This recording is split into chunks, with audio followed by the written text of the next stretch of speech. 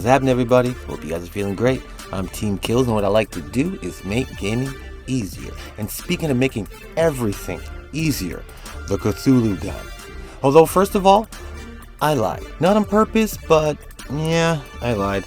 In my 60-minute arbitration made easy, I said the Cthulu gun tops out around level 250. I was off about 250 levels, and it actually doesn't cap there either. I actually found myself killing level 4 to 500 corpus pretty efficiently with viral. Now, there's nothing wrong with viral. It's a pretty good element, but it'd be better if it was magnetic.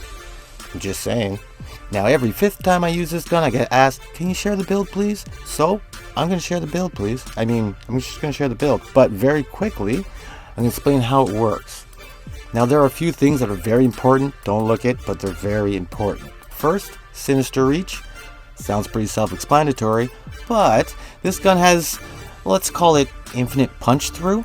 It's going to shoot as far as it's going to shoot. If there's an enemy 2 meters in front of you and it wants to kill everything 6 meters in front of you, it's going to reach through that enemy and kill anything else that's within those 6 meters. This is why primary arcane merciless is the best arcane for this. Now, I know dexterity is the easiest one to max out, and technically arcane deadhead has the most damage once you add the headshot bonus, and this will touch a head from time to time. But if you come across an enemy that's tough, it will literally reach through the enemy, kill everyone behind it, and become stronger. The power creep on this weapon is something special.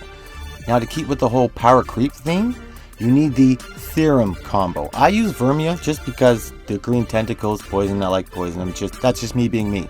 But if you use the shock one, it's actually a much bigger circle, and there's a bit of a status proc that will come and shock guys. The ice one will slow them down. I guarantee everyone in that circle will be dead. But new enemies coming through will be slowed down. Same with the fire, leaves a little explosion with the molder, but like I said, everyone in that circle will be dead. But it kills people so quickly that you don't need to go circle hunting. They're going to be along the path of death. And when you have the theorem Demolucent, the one that buffs your gun, you're almost always going to have a gun buff. It rarely reaches 15. It won't be max, but it's going to be more than what you have. Now, this is the way I built it. I know you might want to change some things. There's not a lot of damage, but as you can see, you don't really need a lot of damage. Wrong element, level 500. There's also a stagger. It's 100% fake, but there's kind of like a little bit of a stagger mechanic where they just kind of stand there and go, while you're shooting them. It's pretty efficient. It's efficient enough that you could put some arrow mods on your Warframe and just jump in the air and use Zephyr. Although, don't use Zephyr. I don't know why you would do that. But if you did use Zephyr, it would reach to the ground, and everyone that doesn't die would go to sleep. But everyone's gonna die, so that's almost a waste of a build. Thanks again, Zephyr, of course. But anyhow, this weapon is monstrous. That's why I tried to name it after a monster.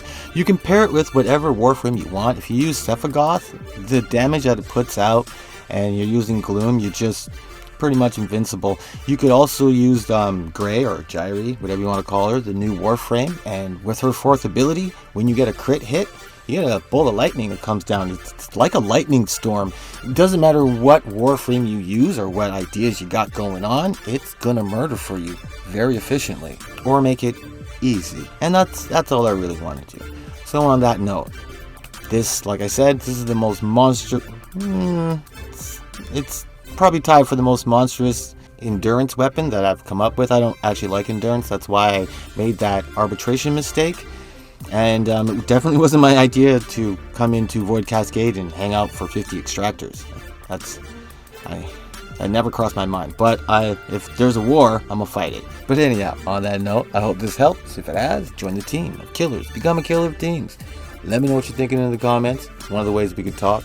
Make sure to keep it easy in life, and remember, just keep gaming.